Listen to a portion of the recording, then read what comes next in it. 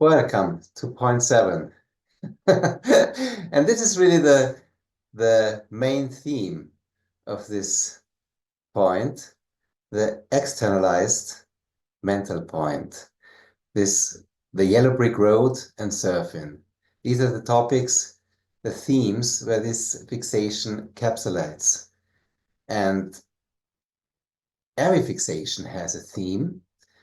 And when we get the theme, we can see how this theme shows up in all different ways in these characteristics of the fixation, how it shows up in the talking style, how it shows up in the idealization or in the defense mechanism.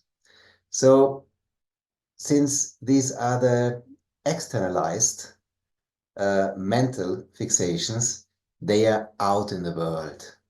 They are riding on the wave. They search for the adventure. Somewhere there is the golden age. We have to go and everything will be fine. And I will live forever. And I will live forever. And they have this idealization of I'm okay. So since everything is okay, everything's fine, they don't have to look back. They don't have to stop. They don't have to reflect on themselves because I'm okay. I'm fine. It's always moving forward. So that gives them the allowness to move forward and never stop and never look back. I love this image. If you imagine an ice skating person, on thin ice, and it's skating, and the ice is breaking behind them, they don't even look back. They just skate on. And they have to be very quick and very light because they cannot stop. Behind them, it breaks down. And this breaking ice is somehow a metaphor for the emotions, these painful emotions they leave behind in their life sometimes. Which they want to avoid all the time. For any cost. And this is exactly, we will see that this will lead them to this gluttony, which is their passion, which is consuming all the time. And here we have to understand what is lust and what is gluttony, because the lust we could see in the 8 fixation, and that's like a heavy energy, just like I'm here, it's lost, I'm enjoying it, and to the full. And the gluttony, what the Enneagram Type 7 does is a light, kind of like it's on the mental surface. It's like they are consuming experiences all the time. We will see that they are planning all the time what's next, whereas they are not aware that they are planning. They think that they are always spontaneous, but that's not true. So we will see all of this, and it's really interesting.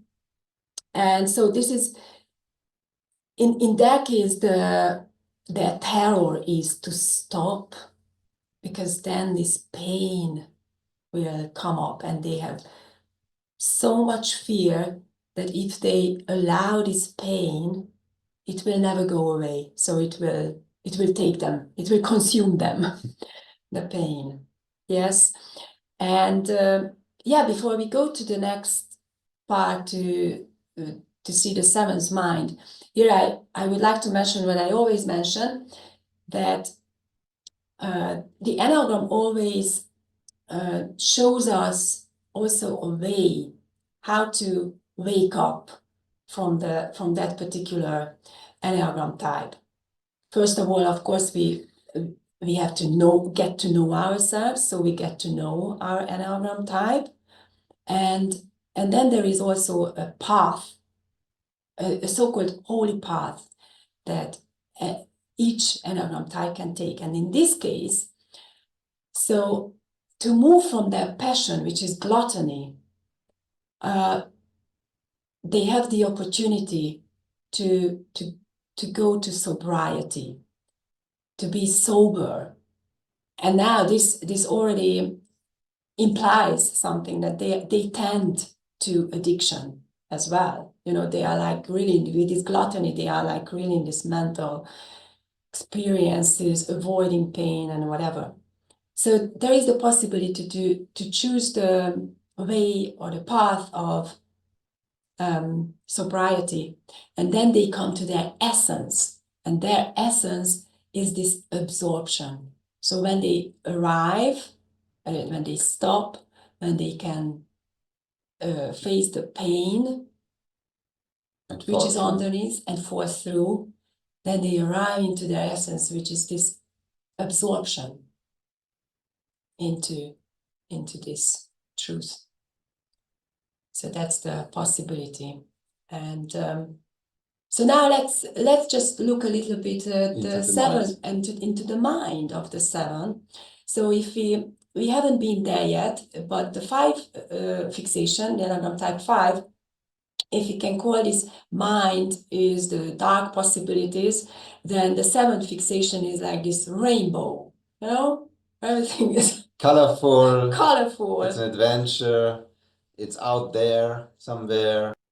So in this seven mind, there's something like, I will never grow up. I don't want to grow up. There is this little boy and girlness.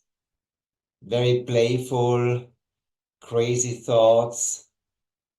Very typical is this Peter Pan, where he teaches the kids how to fly. So the secret is they have to think positive thoughts. And the more they think of positive thoughts, the better it is. And when they finally come to Christmas, think about Christmas, that's already lifting up. And they are in the air. And they are very good storytellers. And what makes them a very good storyteller is that they have this this kind of surfing on the words, you know? And now if you would like to compare it with the sixth fixation, and the sixth fixation wants to put so much information out in one mouth and, you know, all kinds of different trains of thoughts and everything. The seven can take all this information and really surf with it, and can tell you a very, very nice story and in a nice way. In a very good flow. In a very good flow. Also based in this I'm okay. So this I'm okay, when it gets transferred on mankind, it means mankind is basically good. And from all the Enneagram types, the Enneagram type 7 is the hardest kind of nut to crack for you as a therapist or whatever, because they can be enlightened mentally very quickly. They hear about enlightenment, they are very interested in enlightenment, and mentally they think they are enlightened. So when you say, oh yes, so everyone is one, and then they would say, yeah, I know everyone is one, and so that's why it's difficult then to crack this and really come to the point. You have to look at this like this: the sevens, since they were out in the world, they were the first who went to India.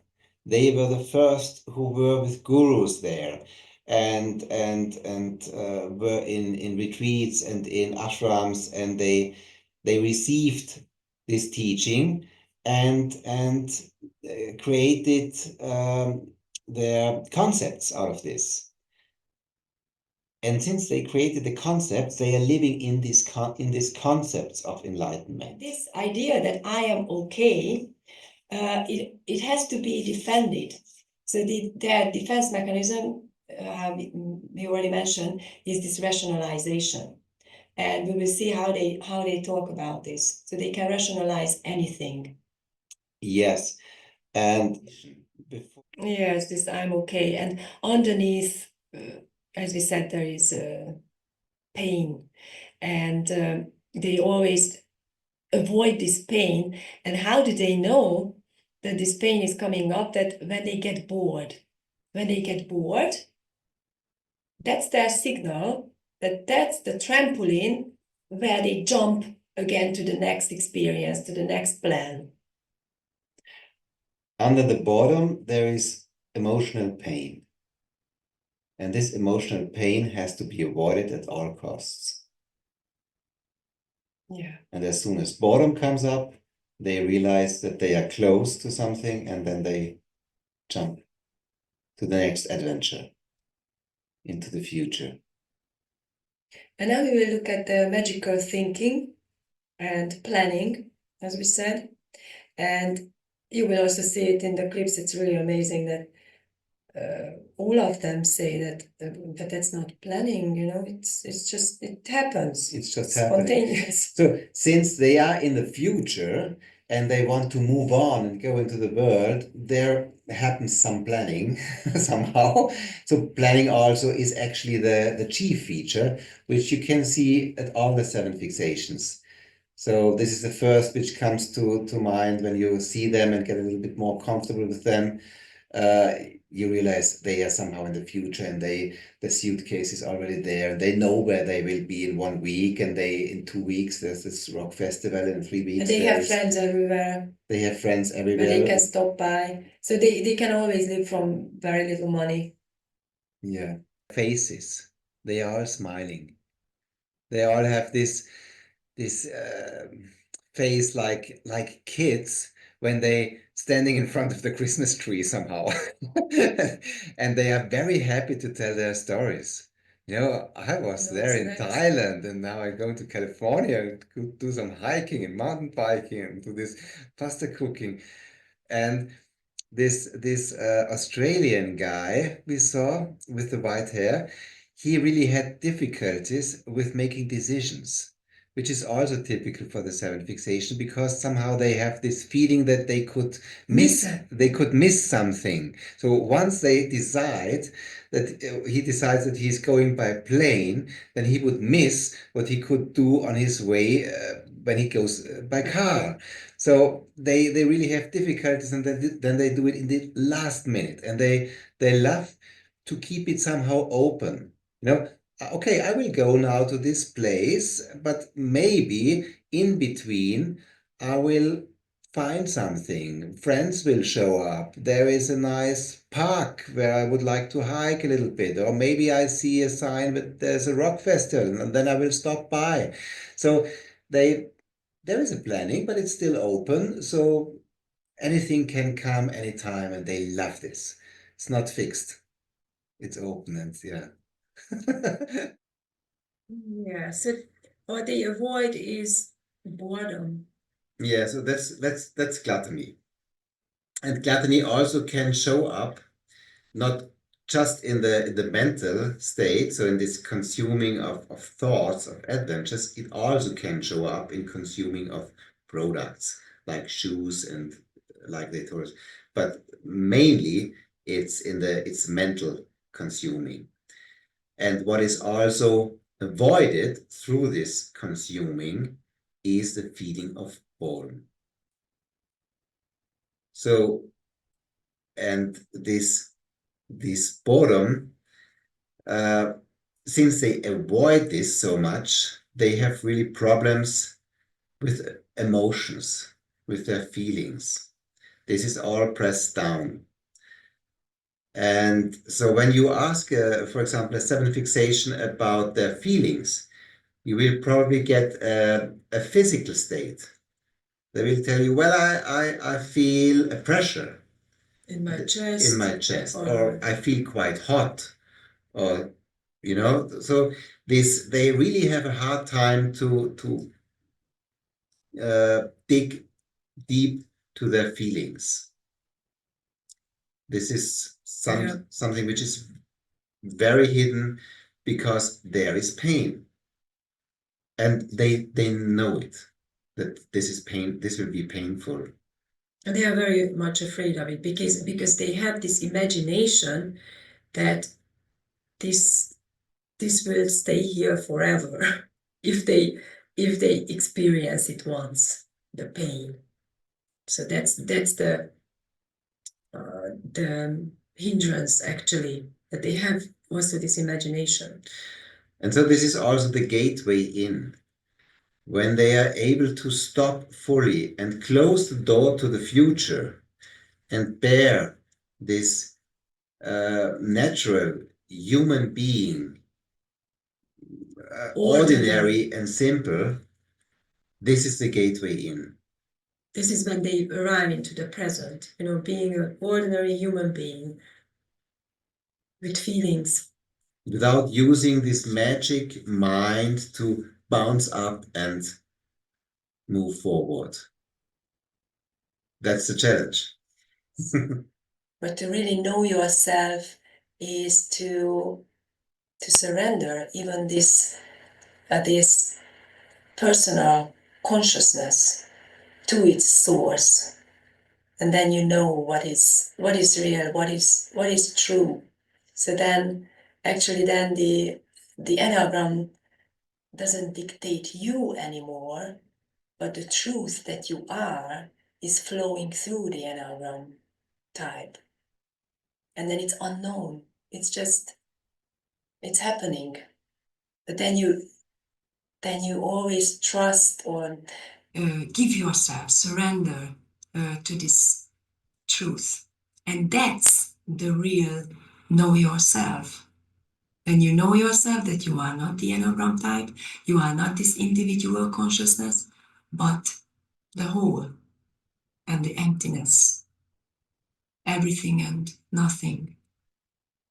And when everything is happening, it pierces through the Enneagram type and everything. It's just the real happening, not like the self-fixation says, I'm not planning, it's just happening to me.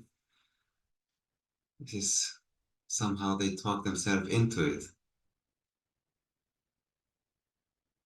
But as long as the fixation is dictating your life, it's all you can see it in forehand. It's a machine. It's a machinery. It's always already written down. Everything. It's not new. It's not fresh.